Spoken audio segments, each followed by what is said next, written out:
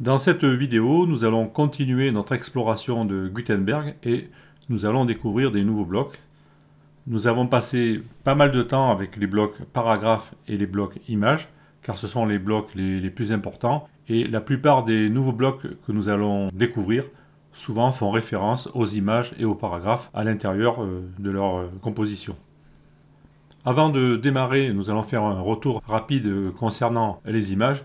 Ici, j'ai créé vite fait un article qui contient deux images. Si je vais voir l'article, au niveau de la première image, j'ai posé un lien qui pointe vers le fichier média. Au niveau de la deuxième image, j'ai placé un lien qui pointe vers la page du fichier joint. Donc mon article est à jour. Je reviens ici. Et je vous fais remarquer aussi que j'ai rajouté un module, une extension, donc un plugin, qui me permet ici d'afficher le template de WordPress, le modèle, c'est-à-dire le fichier utilisé pour afficher la page, ainsi que tous les fichiers qui sont utilisés dans la construction de ce modèle. Le plugin s'appelle Show Current Template. C'est très pratique, ça vous permet de savoir à un moment donné quel est le template utilisé. Je reviens donc ici sur l'article, je vais cliquer sur la première image qui pointait vers le fichier média et je vois donc que j'affiche simplement l'image. Je ne suis plus dans une page de WordPress, je n'ai plus la barre d'outils en haut, j'ai juste ici une adresse qui pointe vers l'image, vers le fichier. Je reviens en arrière, maintenant je vais cliquer sur la deuxième image et je vois donc ici la page WordPress que nous avons évoquée avant, la page concernée au document. Et donc le template utilisé est image.php comme on le voit en haut. Donc ça c'est le comportement standard de WordPress.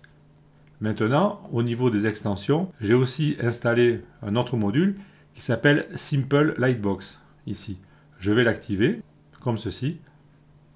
Maintenant qu'il est activé, je vais retourner sur la page. Je reviens en arrière pour retrouver ma page ici.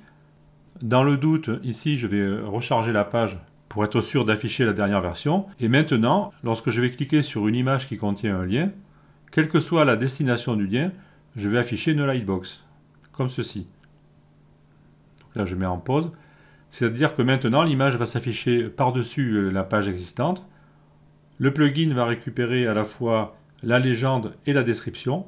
Même si la description n'était pas accessible au niveau de Gutenberg, le plugin, lui, va la récupérer au niveau des métadonnées de l'image, donc c'est très bien fait. Et nous allons avoir un défilement automatique. Si la page contient plusieurs images, les images vont défiler une par une. Comme ceci. Donc c'est vraiment très intéressant. Et pour sortir, il suffira soit de cliquer sur la croix ici, soit de faire échappement, ou alors de cliquer en dehors du diaporama, comme ici. Et le dernier petit détail que je voulais vous préciser, rappelez-vous ici, dans les détails du fichier joint, au niveau du texte alternatif, la donnée que nous avons rentrée ici et qui est récupérée ici lorsque nous saisissons une image, elle va s'afficher dans la page au niveau de notre image. Ici, si je fais une inspection avec examiner l'élément sur un clic droit, au niveau de la balise image, ici, je vais voir qu'il crée, alors je vais le mettre en évidence comme ceci, il crée un attribut alt ici, avec comme contenu le texte alternatif. Et ça, c'est très important, je ne vous le répéterai jamais assez, lorsque Google va analyser votre site pour l'éplucher, l'indexer, etc., lorsqu'il va rencontrer une image, il va regarder ce texte en premier. Ce texte alternatif, il est essentiel. Il faut absolument, dans les métadonnées, que vous le renseigniez quand vous rentrez une image. Maintenant, nous allons pouvoir continuer, après ce petit préambule, à explorer les blocs Gutenberg. Pour insérer des blocs paragraphes dans un flux traditionnel de rédaction, nous avions vu qu'il suffisait d'appuyer sur la touche Entrée à la fin d'un paragraphe pour créer implicitement des nouveaux blocs de type paragraphe. Maintenant, nous allons voir comment on peut créer ou insérer un bloc quelconque dans le document. Pour faire ceci, il faut se positionner quelque part. Il faut plutôt décider où on veut insérer le bloc et ensuite déclencher l'insertion. Alors ici, nous avons du contenu existant, nous avons un peu de texte et deux images et encore du texte. Si par exemple, je veux insérer maintenant un titre, enfin un sous-titre, puisque le titre est ici, on va dire un sous-titre, mais ça sera un élément de type titre. Si je veux l'insérer avant ce paragraphe, il va falloir que je détermine la position d'insertion. Alors pour faire ceci, il suffit au moins de sélectionner un élément, ensuite de chercher le bouton plus qui va apparaître Alors ici, on ne le voit pas. Je vais passer en mode sélection avec la touche échappement. Et maintenant, si je me promène avec la souris, je ne vois toujours pas. Donc apparemment, c'est un peu capricieux. Dans certains cas, on a du mal à la trouver. Si je choisis l'image, je passe en mode sélection. Bon, là, il ne veut pas le trouver apparemment. Dans ce cas, on peut toujours passer par le menu local ici et cliquer sur Insérer avant. À ce moment-là, il va me mettre en position d'insérer un bloc avant l'élément sur lequel j'ai déclenché l'action. Et maintenant, je vais pouvoir choisir un bloc. Alors rappelez-vous que ici, ce bouton plus nous menait vers la liste des blocs récemment utilisés. Mais si le bloc que je recherche n'est pas dans cette mini-liste, je vais aller le trouver ici avec le gros bouton plus dans cette liste. Et là, je vais avoir tous les blocs disponibles. Nous n'allons pas forcément tous les décrire dans un premier temps. Ce que je recherche plutôt, c'est de vous inculquer une méthode afin que vous puissiez vous-même ensuite, par votre recherche, comprendre le fonctionnement de ces blocs. Mais dans un premier temps, nous allons insérer un bloc titre. Je clique donc ici sur l'icône titre afin d'insérer un bloc de type titre. Et là maintenant, ici, je peux taper le titre. Donc je vais taper le nom du gars, c'est Nathan East. Et j'ai créé mon titre. Maintenant, je peux cliquer en dehors ici de la zone de saisie, par exemple ici, pour sortir du mode de création.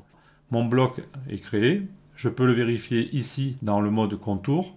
Je vois que j'ai un titre qui se rajoute à ma liste. Au sujet du bouton d'insertion entre blocs que je n'arrivais pas à trouver tout à l'heure, il suffisait en fait que rien ne soit sélectionné dans le document pour qu'il puisse apparaître. Vous voyez que actuellement je n'ai rien de sélectionné dans le document. Je peux m'en assurer en visitant cette liste ici et je vois qu'aucune icône n'a son fond noir. Et aussi, si je consulte la barre d'état en bas, je vois qu'il affiche simplement en document. Imaginons que j'ai un bloc paragraphe ici sélectionné en bas. Même si je ne le vois pas ici, je ne vois pas la totalité de mon document. En consultant la barre d'état, je peux voir qu'un paragraphe est sélectionné et donc une sélection est active. À ce moment-là, il suffirait que je clique sur Document pour libérer la sélection. Et maintenant, si je me promène avec la souris entre les blocs, je vois que j'ai un bouton plus qui va apparaître. Et à chaque fois, il me permettra de créer un bloc entre ces deux blocs si je clique sur le bouton. D'autre part, lorsque rien n'est sélectionné, ce bouton ici, Ajouter un bloc, si vous choisissez un bloc ici, lorsque rien n'est sélectionné, à ce moment-là, il va insérer le bloc à la fin du document. Oui, je choisis un bloc ici, il me le met à la fin du document. Je clique sur Annuler pour revenir où j'étais et je vais venir revisiter mon bloc titre. Comme pour tous les autres blocs, nous allons disposer d'abord d'un onglet bloc dans la barre latérale de réglage ici. Les réglages concernant le titre sont les mêmes que pour le paragraphe. Nous avons la typographie ici, les réglages de couleur et avancés. Ce sont les mêmes, donc on ne va pas revenir dessus. On les a vus avec paragraphe. Et nous avons aussi une barre locale d'outils qui contient aussi des réglages similaires. Donc nous allons passer rapidement sur ce que nous avons déjà vu. Tout d'abord, la zone de transformation ici, qui nous indique vers quel type de bloc nous pouvons transformer notre titre. Et aussi les outils de déplacement, donc ça on a vu. Ensuite on a ici la possibilité, comme pour les images, de mettre le titre en grande largeur ou pleine largeur.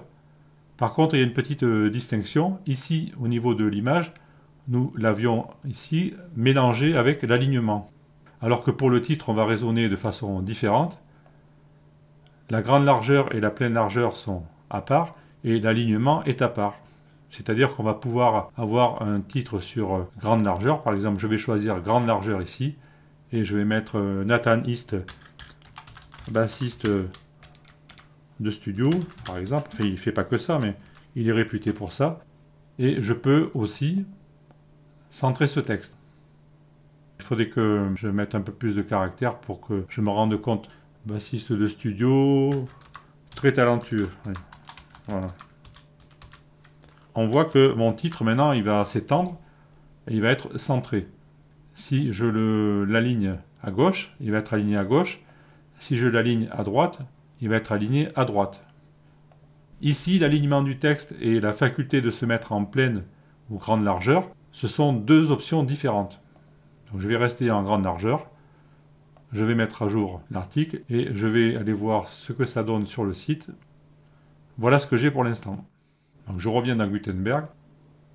Ensuite, au niveau de la barre d'outils, nous allons trouver un bouton qui nous permet de changer le niveau du titre.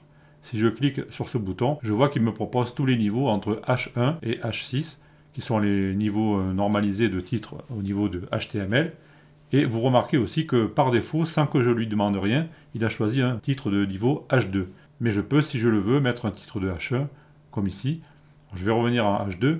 Alors pourquoi il a fait ça? C'est que le comportement par défaut de WordPress, c'est qu'il va créer avec le titre que l'on met ici, qui, rappelons-le, n'est pas un bloc, c'est une métadonnée associée à l'article, il va le traiter comme un titre H1.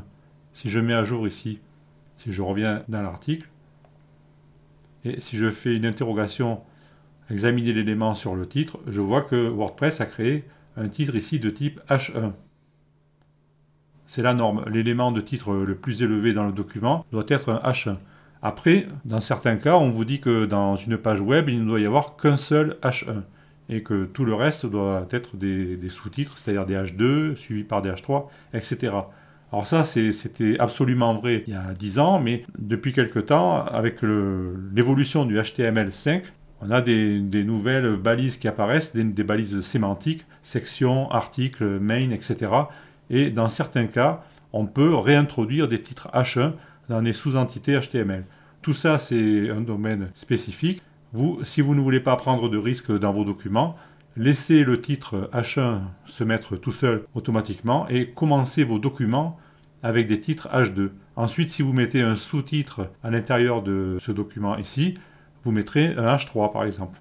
Mais si vous êtes un peu plus aguerri au sujet des techniques modernes de HTML et si vous connaissez la nature des éléments sémantiques qui sont employés dans vos documents, vous pouvez très bien mettre des H1 lorsque cela se justifie. Ici, je vais donc garder le principe de simplicité. Je vais laisser le titre H2. Ensuite, nous avons l'alignement, donc ça, on en a parlé. Ensuite, on a les boutons classiques. Donc ça, je ne m'y attarde pas dessus. Le lien, c'est pareil. Vous pouvez mettre un lien sur le titre. C'est exactement pareil que dans un paragraphe. Et nous avons aussi le menu local qui contient les mêmes éléments que pour un paragraphe. Donc vous voyez que maintenant, l'examen des blocs va aller un peu plus vite et nous en avons fini pour l'instant avec l'examen de ce bloc titre. Nous allons continuer en examinant le bloc liste et ceci nous allons le faire dans une prochaine vidéo. Donc je vous donne rendez-vous tout de suite dans la vidéo suivante.